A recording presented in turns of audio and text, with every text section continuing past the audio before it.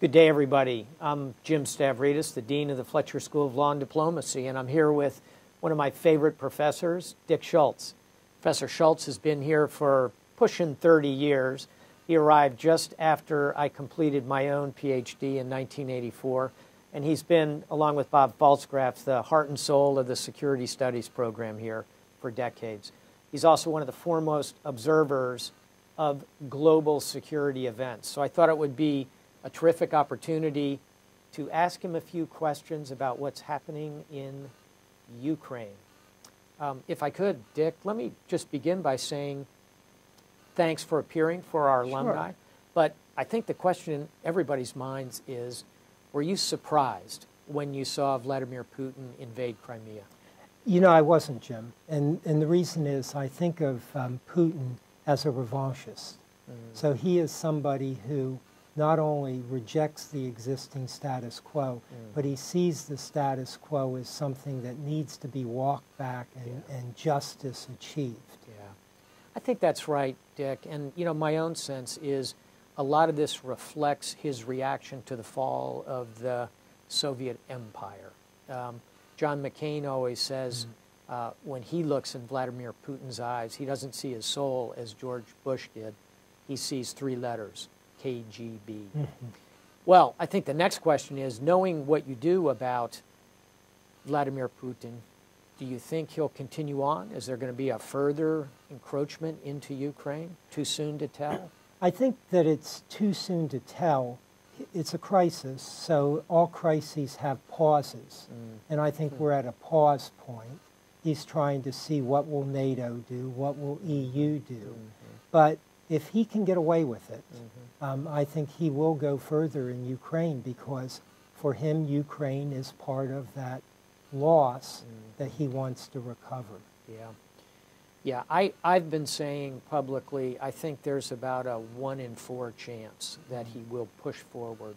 And whether he does or not, in my view, depends on his perception of the cost to him of doing so. I mean, let's face it, there's a reason there's 40,000 Russian troops on that border right now. So more to follow in the days ahead, don't you think? I do. You know, one thing that I've thought about is that he might revert back to that KGB bag of tricks. So this is a good place for a kind of covert political action to try to play this federalization concept that they've been talking about. I was just going to say, you're hearing more about that from Sergei Lavrov and from Putin himself. Yeah. Well, I guess the last thing I'd ask you about this is back to my old day job, which is NATO. Put yourself in the shoes of the Secretary General of NATO. What do you think the alliance should be doing about all this?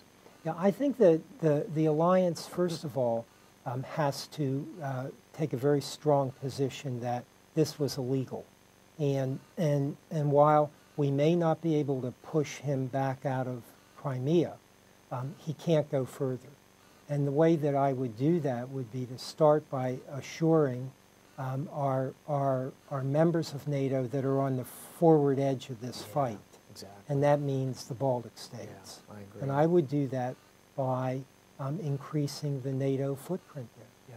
So that would be the first thing. I agree with that. Yep, I totally agree. I think I'd probably put Poland in the mix as well because of the historical issues involved there. And then I think that I would also probably extend the NATO footprint into the Ukraine by assisting the Ukrainians in security sector reform and defense modernization. Now, what this will say to him is that we're going to get ready to bring the Ukraine into NATO. And that'll be a very hard signal. If you want that to happen, keep pushing. Yeah, that would be provocative. Yeah. I would say perhaps the other thing we should be doing is sharing intelligence and information with Ukraine, and also working on the cyber piece of this. I agree. Well, a wonderful conversation, a quick snapshot of what's happening in a very, very controversial place in the world these days. Maybe I'll bring you back in a month or two, Dick, and we'll see where it goes. Thanks for being with us today. My pleasure. Thanks.